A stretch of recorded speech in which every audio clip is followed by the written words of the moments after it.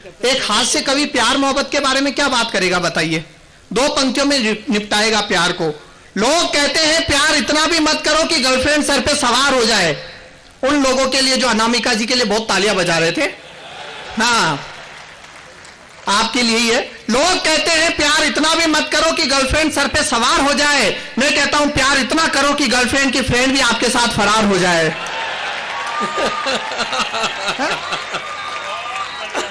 एक हास्य कवि प्यार के बारे में क्या बात करेगा? जमाना बदल रहा है? क्योंकि प्यार व्यार तो एक बहाना है। आंखों से आंख मिले न मिले, होठों से होठ मिलाना है। प्यार व्यार तो एक बहाना है। आंखों से आंख मिले न मिले, होठों से होठ मिलाना है। यही स्टाइल है आजकल के आशिकों का। क्या करें, अशोक कुमार का नहीं, इमरान हाशमी का जमाना है। वाह वाह वाह वाह वाह। तो चलिए मैं सबको प्रणाम करता हूं। हास्य का दौर शुरू करना चाहता हूं, लेकिन देखिए अभी तक मुझे थोड़ी सी शिकायत है। आप ऐसे सुन रहे थे जैसे संतोषी माता की कथा चल रही हो। ये हास्य का मामला है। मैं वन लाइनर आदमी हूं। एक एक पंक्ति पर आपका आशीर्वाद चाहिए। जहां भी आपको बात अच्छी लगे अपनी तालियों से, अपने ठाकों से मुझे बताते रहना, क्योंकि आपकी तालियां बताएगी कि मुझे यहां कितनी देर खड़ा रहना है। 4 पंक्तियों के साथ अपनी बात शुरू करना चाहता हूं कि मन मचलकर मोर होना चाहिए, मन मचलकर मोर होना चाहिए, हंसी का दौर होना चाहिए। मैं सुनाऊंगा आपको बहुत कुछ, लेकिन आपकी तालियों में जोर होना चाहिए। बस इसी तरह मैं तो देखिए लंबी कविताएं बिल्कुल नहीं सुनाऊंगा। अपने को कठिन शब्द आते ही नहीं, और हम तो कठिन को भी सरल कर देते हैं। पिछले दिनों मेरी मम्मी ने मुझसे पूछा, बेटे श्लोक का अर्थ बताओ। तमसो मां ज्योतिर्गमय है। मैंने कहा तू सो जा मां, मैं ज्योति के पास जा रहा हूं। हाथ से बातचीत से निकल कर आता। केवल शब्दों पे ध्यान देना और बात का मजा लेना कि हंसी कहां कहां से निकल कर आती है। मैं बंबई से आ रहा हूं। बंबई में मैंने एक टैक्सी वाले से पूछा होटल ताज का क्या लेगा? वो बोला बेचना ही नहीं है। मैंने कहा वहां जाने का क्या लेगा? वो बोला 100 रुपए। मैंने कहा 100 रुपए कौन देगा? मैं तो 50 रुपए दूंगा। वो बोला 50 में कौन लेकर जाएगा? मैंने कहा तू पीछे बैठ। और आप तो राजस्थान के लोग हैं, मारवाड़ी लोग हैं। अपना कोई जवाब है? मैं भी राजस्थान का हूं, मारवाड़ी हूं, लक्ष्मणगढ़ का हूं, इसलिए आज आप पर जिम्मेदारी ज्यादा है। बताइए अपना कोई जवाब है? अपनी तो भाषा में हंसी है। वो 2 मारवाड़ी महिलाएं आपस में बात कर रही थी। पहली बोली मारा पति देवता है, दूसरी बोली तू नसीबदार है, मारा तो जीवता है।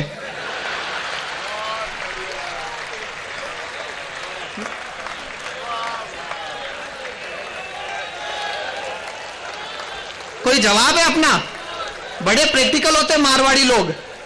अपनी कोई ताकत का अंदाजा है किसी को? वो एक मारवाड़ी सज्जन अपनी पत्नी को लेकर पहली बार अपने ससुराल गए। सास ने अपनी लड़की को देखा और कहा हमारी लाख रुपया की डीकरी की क्या हालत कर दी। जवाई बोला 50,000 में वापस चाहिए। इतने प्रैक्टिकल लोग। मैं बंबई में रहता हूं और कहां कम करना यह भी हम देखिए अच्छी तरह जानते हैं। मैं तो अपने साथ घटी है घटना आपके साथ शेयर कर रहा हूं, मजा लेना। मैं पिछले दिनों सब्जी मार्केट गया। मैंने केले वाले से पूछा केले क्या भाव दिए? उसने कहा 15 रुपए दर्जन। मैं बंबई में रहता हूं और वहां दर्जन का हिसाब है। उसने कहा 15 रुपए दर्जन। मैंने कहा कुछ कम कर यार। अब मुझे पता नहीं था वो भी मारवाड़ी है। उसने 2 केले ही कम कर दिए।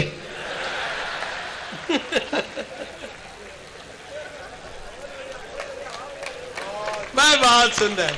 कहां कम करना ये हम अच्छी तरह जानते हैं। एक दूसरे केले वाले से पूछा केले क्या भाव दिए? उसने कहा 1.5 रुपए का एक। मैंने कहा 1 रुपए में देगा? वो बोला 1 रुपए में तो छिलका मिलेगा।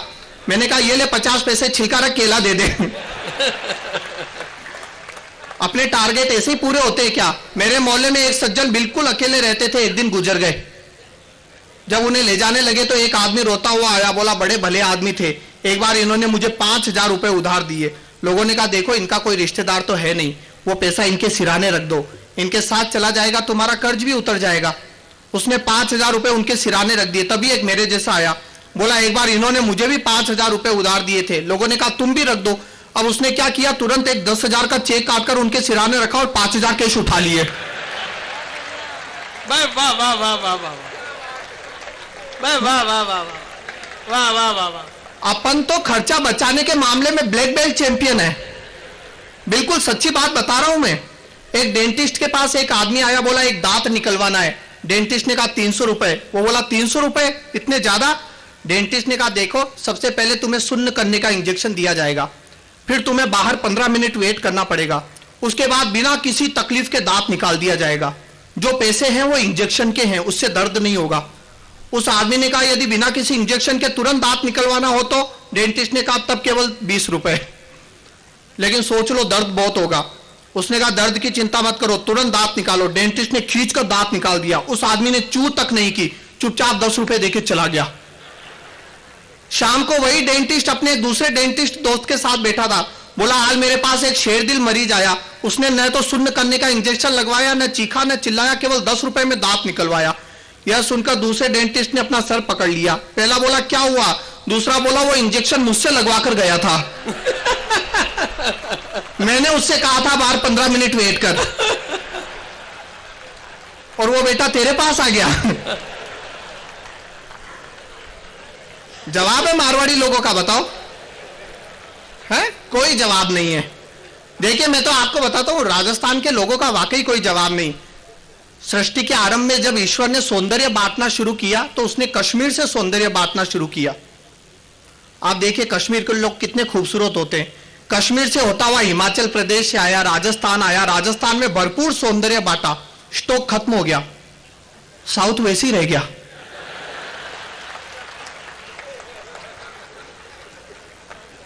तो साउथ के लोगों ने ईश्वर से शिकायत की। ईश्वर ने कहा कोई बात नहीं, बुद्धि बांटनी साउथ से शुरू करूंगा।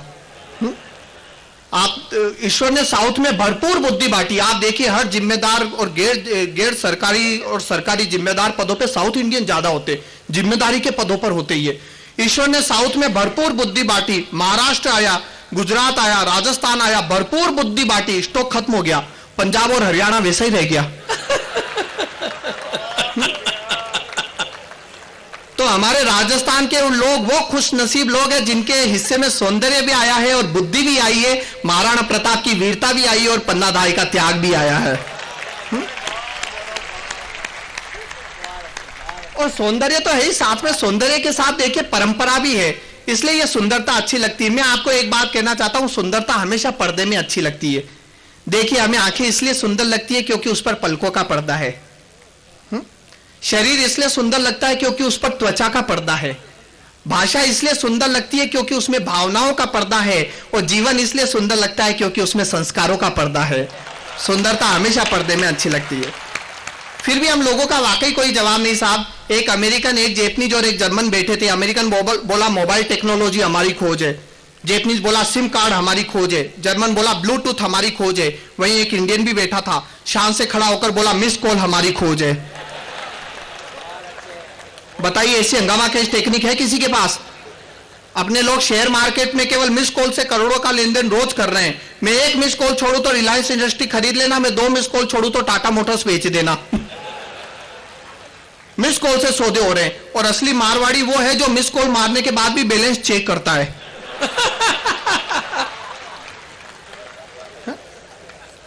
अमेरिका ने चोरी पकड़ने की मशीन बनाई। उस मशीन ने अमेरिका में 1 घंटे में 300 चोरी पकड़ी। रशिया में 1 घंटे में 500 चोरी पकड़ी। फिर वो मशीन चोरी पकड़ने इंडिया आई, 1 घंटे में मशीन ही चोरी हो गई। अपने यहां अच्छे अच्छों के होश ठिकाने आ जाते हैं। वो एक जैपनीज भारत आया, उसने एयरपोर्ट से होटल के लिए एक ऑटो किया। रास्ते में एक होंडा गाड़ी ने ओवरटेक किया। जैपनीज बोला Honda made in Japan, very fast. कुछ दूर जाकर एक टोयोटा गाड़ी ने ओवरटेक किया। जैपनीज बोला Toyota made in Japan, very fast. तभी होटल आ गया। जैपनीज बोला हाउ मच? ऑटो वाला बोला 2000 रुपीज। जैपनीज बोला this is too much. Auto वाला बोला meter made in India, very very fast. बहुत बढ़िया। अपने यहां अच्छे अच्छों के होश ठिकाने आ जाते। वो एक अमेरिकन डॉक्टर इंडिया आया, अमेरिकन डॉक्टर। उसने हैदराबाद के रेलवे स्टेशन की बुक स्टॉल पर एक बुक देखी और वहीं हार्ट अटैक से मर गया। बुक थी how to become a doctor in 30 days, MRP 15 रुपए। वही मर गया। बताइए 30 रुपए में डॉक्टर बनाया जा रहा है। तो यहां अच्छे अच्छों के होश ठिकाने आ जाते हैं। जमाना कितना बदल गया। देखिए हम 5 दिन के टेस्ट मैच से 3 घंटे के 2020 पे आ गए। और अब तो गुजराती और मारवाड़ी भी क्रिकेट में आ गए हैं। इनका कहना साफ है, बल्ला कोई भी चलाए, गल्ले पे तो हम ही बैठेंगे। जमाना बदल गया है, चीजें शॉर्ट हो रही है। माताजी को पहले मम्मी कहते थे, फिर मॉम कहने लगे, अब मम। मम, एक बच्चे ने मुझसे कहा शी इज माई मम, ये मेरी मम्मी की छोटी बहन मिनिमम, ये बड़ी बहन मैक्सिमम। पिताजी को पहले पापा कहते थे, फिर पॉप कहने लगे, अब पा पा। पहले कहते थे पिताजी आइए, फिर कहने लगे पापा आओ, अब कहते पा आ। सम्मान कम होता जा रहा। कुछ दिनों में तो यह भी नहीं बचेगा, सिर्फ इशारों से काम चलेगा। सम्मान कम होता जा रहा है। एक पिता ने अपने बड़े लड़के से कहा, बेटा जा मेरे लिए एक गिलास पानी लेकर आ। लड़का बोला मैं नहीं लाता।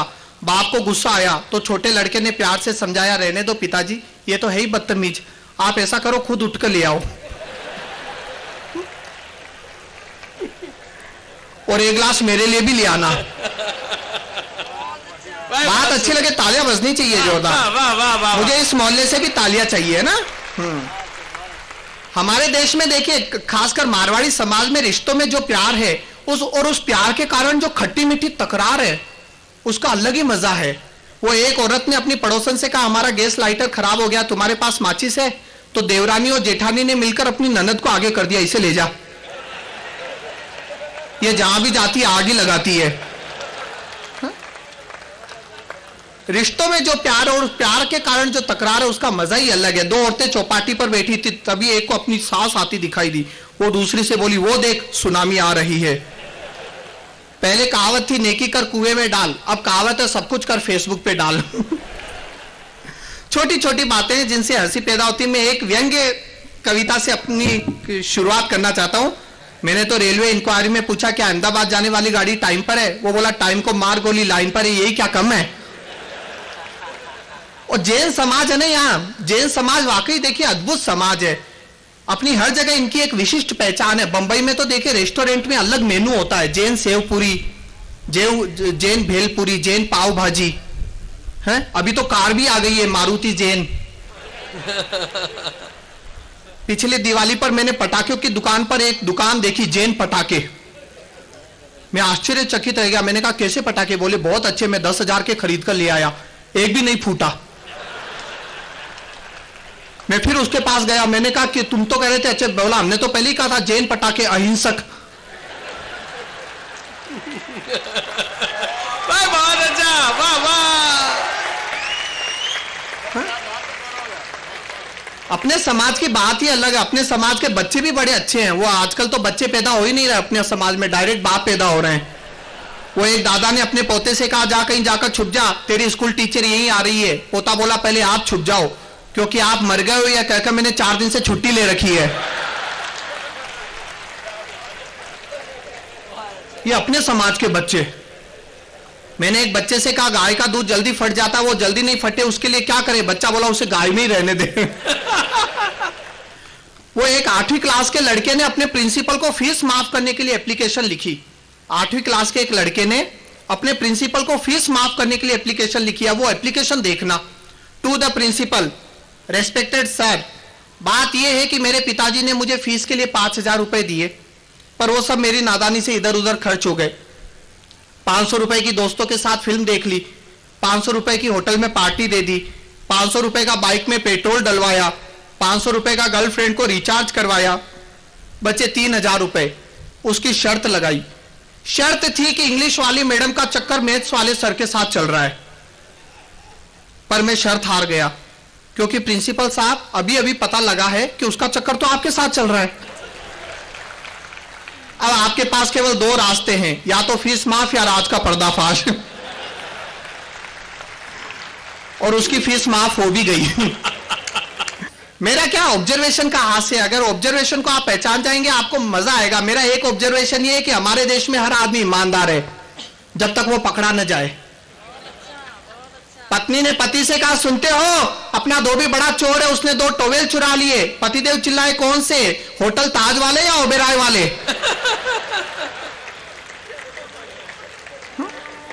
हर आदमी ईमानदार है जब तक वो पकड़ा न जाए। मेरे मोहल्ले में एक चाचा जी हैं, कल अपना सर पकड़कर बैठे थे। मैंने पूछा क्या हुआ? बोले घोर कलयुग आ गया बेटा, आज मैंने मंदिर के बाहर एक लड़के को सिगरेट पीते हुए देखा। क्या बताऊं, मेरे हाथ से विस्की का गिलास गिर गया। और मेरा एक ऑब्जर्वेशन और है, हमारे देश में हर आदमी नेगेटिव है और ये नेगेटिविटी हर जगह नजर आएगी। आप गौर करना, किसी की शादी में जाएंगे, उसी की मिठाई खाएंगे, लेकिन फेरों के टाइम बाजू वाले के कान में कहेंगे टिकेगी नहीं।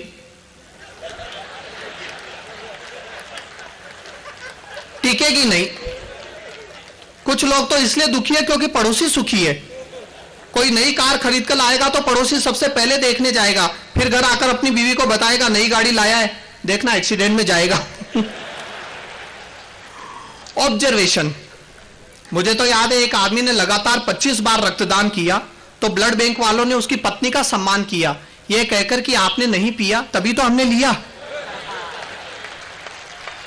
क्या बात है, वाह वाह वाह वाह वाह वाह वाह वाह वाह वाह वाह वाह वाह गौरव। अब एक आदमी की लाख कोशिश के बावजूद शादी नहीं हुई, वो अपनी मां के साथ मन्नत मांगने गया, वहां उसकी मां खो गई। वो बोला या खुदा तेरी खुदाई, अपनी तो मिली नहीं बापू की भी गवाही।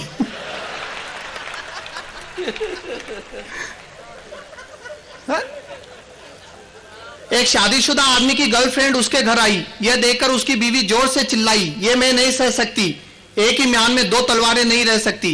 पति ने प्यार से समझाया, पगली तलवार का जमाना गया, तू ही बता तलवारें दिखती है कहीं, ये रिवॉल्वर का जमाना है और एक रिवॉल्वर में 6 गोलियां रहती है कि नहीं।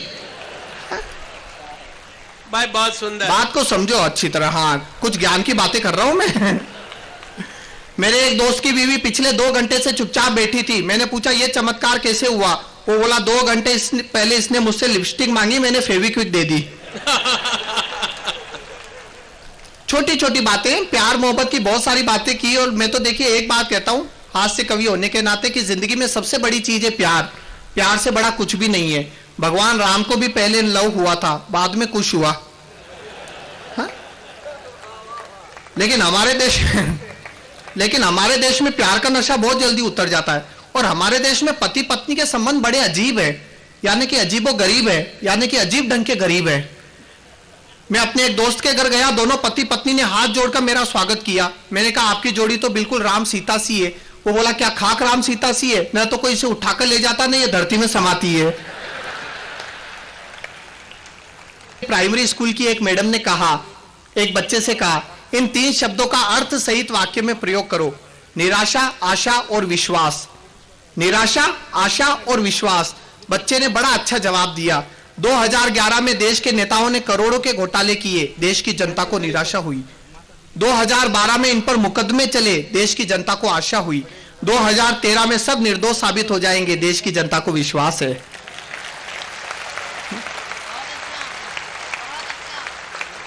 तो 4 पंक्तियां भ्रष्टाचार पे देखिए कि महाराष्ट्र में बाढ़ आई, राज्य कर्मचारियों ने बाढ़ पीड़ितों की सहायता अपना 1-1 दिन का वेतन दिया, बाढ़ पीड़ितों ने लेने से मना कर दिया। महाराष्ट्र में बाढ़ आई, राज्य कर्मचारियों ने बाढ़ पीड़ितों की सहायता अपना 1-1 दिन का वेतन दिया, बाढ़ पीड़ितों ने लेने से मना कर दिया। कहा क्या होता है 1-1 दिन के वेतन से, ये मुफ्त का दिखावा बंद करो, और यदि सच्ची सहानुभूति हो तो 1-1 दिन के वेतन के बजाय अपनी 1-1 दिन की ऊपरी इनकम दो। वाह वाह वाह वाह। और कॉन्फिडेंस का सबसे अच्छा एग्जाम्पल देखना, एक इंजीनियरिंग कॉलेज के सभी प्रोफेसर को एक प्लेन में बिठाया गया। पायलट ने घोषणा की अब ये प्लेन आप सबको लेकर उड़ेगा, आसमान का एक चक्कर लगाकर फिर से धरती पर उतार देगा। ये प्लेन आप ही के कॉलेज के एक स्टूडेंट ने तैयार किया है। यह सुनते ही सारे प्रोफेसर उतर गए, केवल प्रिंसिपल साहब बैठे रहे। पायलट बोला क्या बात है, आपको अपने स्टूडेंट की काबिलियत पर इतना भरोसा है, आपको पूरा कॉन्फिडेंस है कि यह प्लेन आसमान का एक चक्कर लगाकर फिर से धरती पर उतार देगा। प्रिंसिपल साहब बोले मुझे अपने स्टूडेंट की काबिलियत पर इससे भी ज्यादा भरोसा है, मुझे पूरा कॉन्फिडेंस है कि यह प्लेन स्टार्ट ही नहीं होगा। उड़ना और उतरना तो दूर की बात, कॉन्फिडेंस रहना चाहिए। मेरे पास एक दिन तिहाड़ जेल से जेलर का इनविटेशन आया, एक बार यहां आओ, कैदियों को हंसाओ, इनके अंधेरे जीवन में कुछ उमंग कुछ उल्लास भरो और कुछ अच्छी अच्छी बातें कैदियों की तारीफ में करो। अब कैदियों की तारीफ में क्या कहे, ये तो कह नहीं सकते कि आपने जरूर कोई नेक काम किया है, इसलिए सरकार ने आपको यहां का राशन कार्ड दिया है। फिर भी कुछ तो कहना था। मैंने जाकर कैदियों से कहा बड़े खुश नसीब है, भाग्यवान है, क्योंकि ये जेल नहीं भगवान कृष्ण का जन्म स्थान है। क्या बात है, आपने पिछले जन्म में जरूर कुछ पुण्य किया था, इसलिए आप वहां हैं जहां भगवान कृष्ण ने जन्म लिया था। आपकी तो डायरेक्ट भगवान कृष्ण के साथ तुलना है। तभी एक कैदी बोला बकवास बंद कर, भगवान कृष्ण एक रात में सरक गए थे, यहां 25 साल रुकना है। तो हमारे देश का मीडिया वाकई बहुत आगे बढ़ गया है। 24/24 न्यूज चैनल, आप सोचिए 24/24 तो केवल न्यूज चैनल है जो दिन रात खबरें बताते हैं। भगवान जाने इतनी खबरें कहां से लाते हैं। वो पिछले साल बॉम्बे में रिकॉर्ड तोड़ बारिश हुई, तो बड़ी बरसात में वो एक चैनल रिपोर्टर हर आने जाने वाले से पूछ रही है आपको कैसा लग रहा है। अब लोग बारिश से बचे हैं, उसके सवालों का जवाब दे। सब बचकर इधर उधर भाग रहे थे, फिर भी एक गरीब को पकड़ ही लिया। बोली बॉम्बे में रिकॉर्ड तोड़ बारिश हुई, इसमें आपको कैसा लग रहा है? वो बोला गीला गीला लग रहा है। और क्या कहे बेचारा। एक आदमी बारिश में बुरी तरह फंसा था, एक टूटे हुए छप्पर के नीचे पड़ा था, वहां तक माइक घुसाकर पूछा आपको कैसा लग रहा है? वो बोला एक बार बाहर निकाल, फिर बताता हूं कैसा लग रहा है। जब करगिल का युद्ध हुआ तब हमारे एक जवान को गोली लगी, ये मीडिया वाले तुरंत वहां पहुंच गए और शुरू हो गए। आप देख रहे हैं इस समय करगिल का युद्ध चल रहा है, यहां चारों तरफ बड़ी चहल पहल है, जैसे कुंभ का मेला चल रहा हो। हमारे एक जवान को गोली लगी है, आइए इनसे पूछते हैं इन्हें ये गोली कैसे लगी। जवान बोला ऐसा है, मैं अपने घर पर आराम कर रहा था,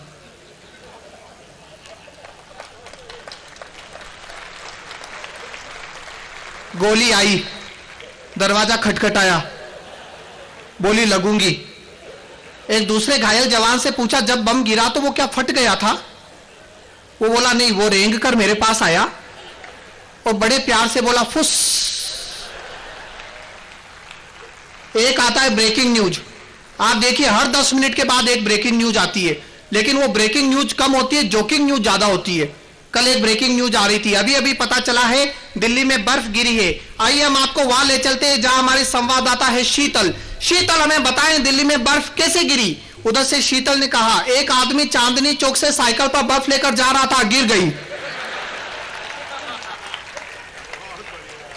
ये ब्रेकिंग न्यूज, ये न्यूज को भी सस्पेंस स्टोरी बनाकर पेश करते हैं।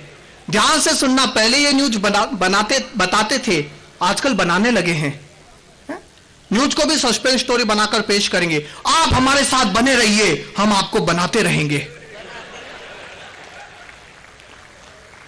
एक अकेली लड़की रात में 4 लड़के साथ में, क्या हुआ होगा देखिए आज रात 10 बजे सनसनी। अब लोग इसी चक्कर में सोते नहीं है कि क्या हुआ होगा, रात को 12 बजे तक जगे रहते क्या हुआ होगा, पता ही नहीं चलता आदमी न्यूज देख रहा है या हॉरर फिल्म देख रहा है। ध्यान से देखिए, यह कातिल आपके घर में भी हो सकता है। अब बेटा अपने बाप को शक की नजर से देखता है।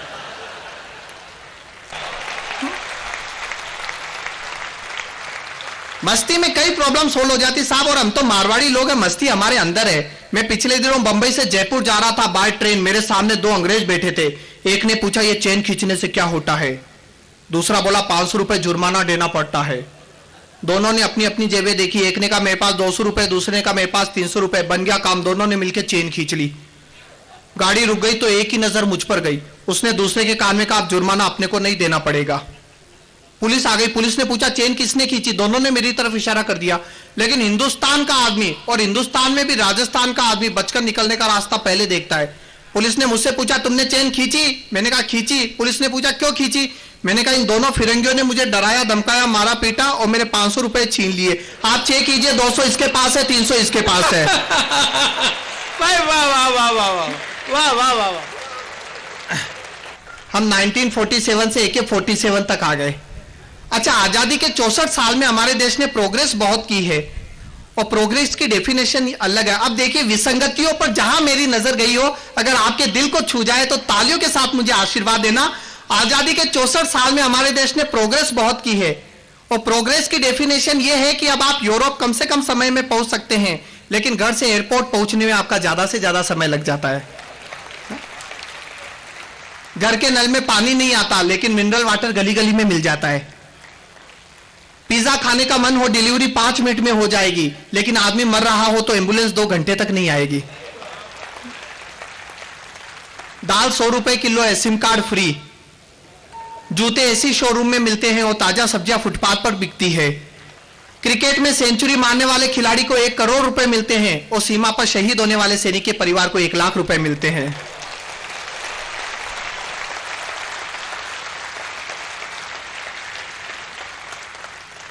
अच्छा, एक ने मुझे अभी बाहर कहा कुछ भी कहो तुम्हारा काम टीवी पर ज्यादा अच्छा लगता है।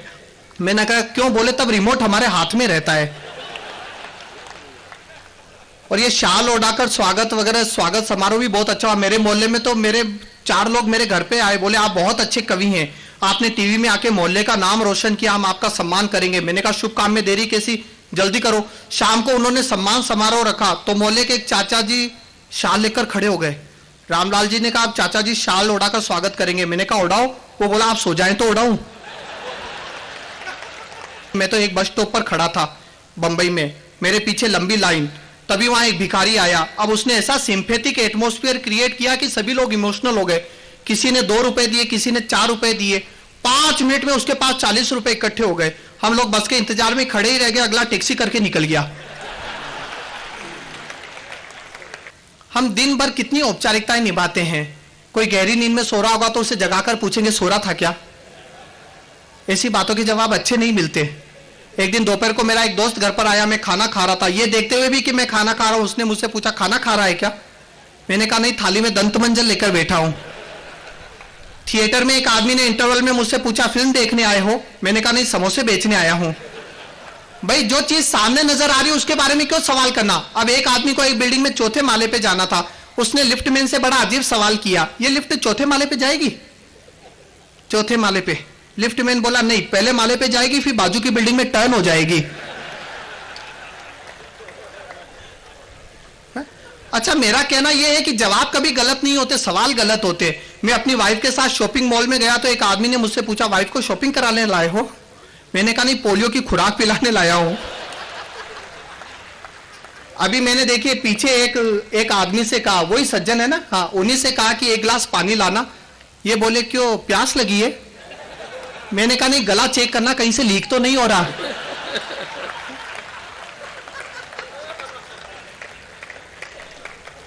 अब एक आदमी अपनी प्रेग्नेंट वाइफ को सहारा देकर हॉस्पिटल ले जा रहा था। साफ दिख रहा था कि वो प्रेग्नेंट है, फिर भी किसी ने पूछ लिया भाभी जी प्रेग्नेंट है। वो बोला नहीं, फुटबॉल निकल गई है। बहुत सुंदर, वाह वाह वाह वाह वाह। निकलवाने जा रहे हैं। हा?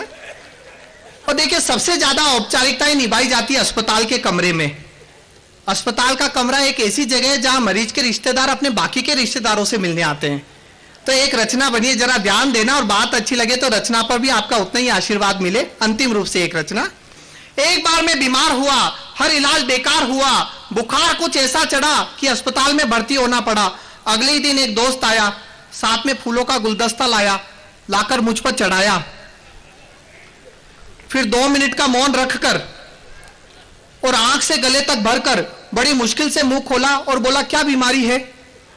मैंने कहा तलाश जारी है।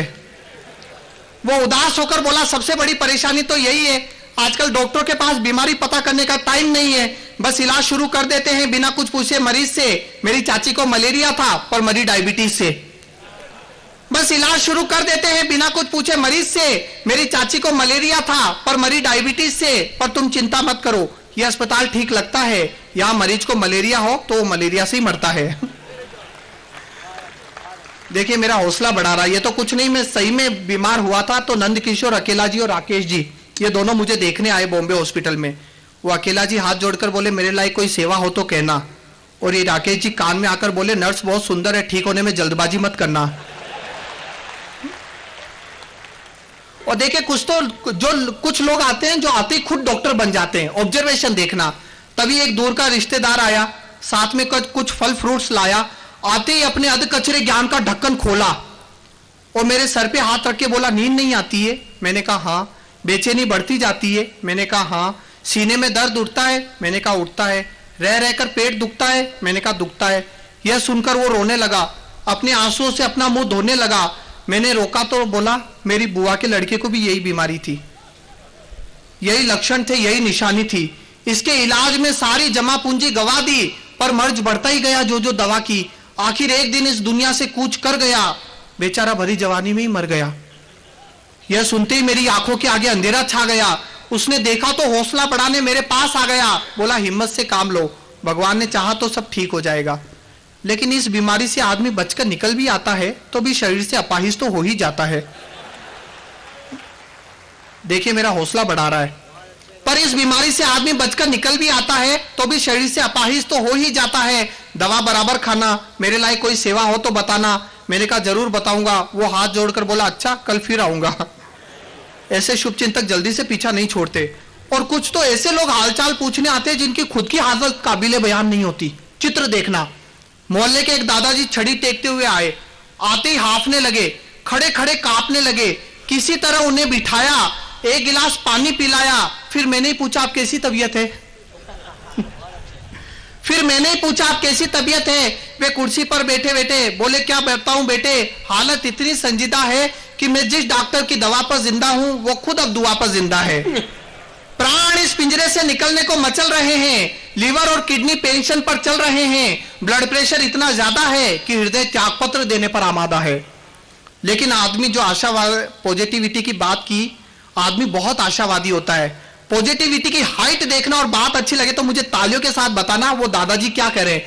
ब्लड प्रेशर इतना ज्यादा है कि हृदय त्यागपत्र देने पर आमादा है, यमराज छाती पर बैठा है बनकर दरोगा। अब तुम ही बताओ बेटे, इस 72 साल की उम्र में यह हाल है तो बुढ़ापे में तो भगवान जाने क्या होगा। इससे बड़ा आशावादी कौन होगा। और अंतिम 4 पंक्तियां कविता का निष्कर्ष की बीमारी बहुत मामूली थी लेकिन लोगों की दुआएं मुझे मारने पर तुली थी। यदि इनमें से कोई नहीं आता तो मैं 2 दिन में ठीक हो जाता, लेकिन इनकी दुआओं का असर कुछ ऐसा रंग लाया कि मैं पूरे 1 महीने बाद ही अस्पताल से निकल पाया।